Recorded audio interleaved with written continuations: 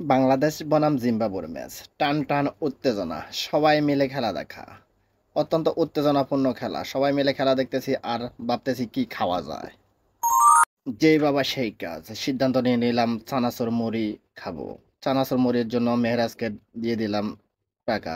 মেহরাজ চলে যাবে দোকানে চানাচুর কিনতে। চানাচুর কেনার জন্য তারা বারবার বলা সত্ত্বেও সে যেতে চাচ্ছিল না। তারপর চলে গেল বিজয় সহ একসাথে।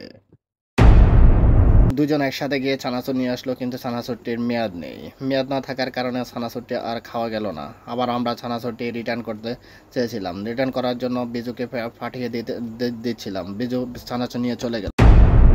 এদিকে মেহেরাজ পেঁয়াজ নিয়ে দাঁড়িয়ে গেল।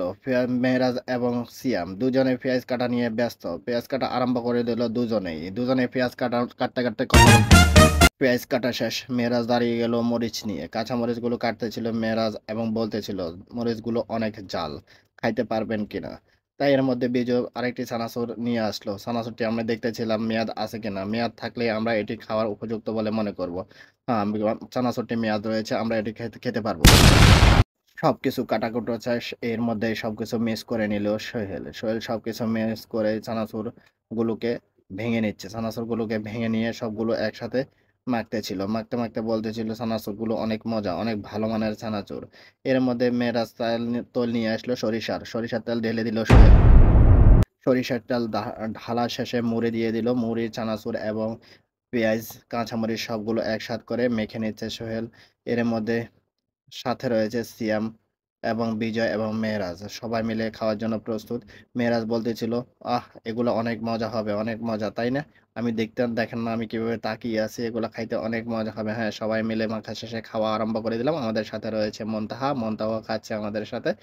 খাওয়া শুরু করে দিলাম সবাই মিলে মজা করে। খাইতে খাইতে আর কথা বলতেছিলাম। বাংলাদেশ আজ জিতে গেল। শেষ পর্যন্ত বাংলাদেশে জিতে গেল ৮ রানে। ৮ রানে জিতে গেল বাংলাদেশ। অসাধারণ জয় বাংলাদেশের। সবগুলো ম্যাচে হারিয়ে দিল জিম্বাবুকে। আরেকটি ম্যাচ বাকি রয়েছে, ওই ম্যাচে সম্ভবত জিতে যাবে। এভাবে আমরা আলোচনা করতেছিলাম। সাথে রয়েছে মেহরাজ, বিজয়, সিয়াম, সোহেল এবং মুনতাহা। সবাই মিলে কথা বলতেছিলাম এবং খাচ্ছিলাম। খাইতে খাইতে অনেক মজা করতেছিলাম। সবাই মিলে আনন্দ করতেছিলাম।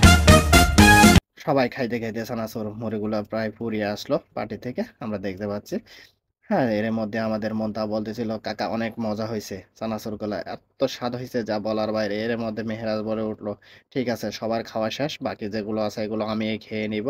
অনেক মজা হয়েছে চানাচুর গুলো। আমি অনেক কষ্ট করে পেঁয়াজ মরিচ এবং সবকিছু কাটাকুটা করছি, এটা আমার ভাগে রয়েছে। সো আপনারা সবাই সরে যান, এগুলো আমি খেয়ে বাটিটা ধুয়ে রাখবো। আমরাও ছোট সবাই সরে গেলাম, মেহেরাজকে দিয়ে দিলাম, খাও মজা করে খাও বাবা, মজা করে খাও, খাও মজা মজা।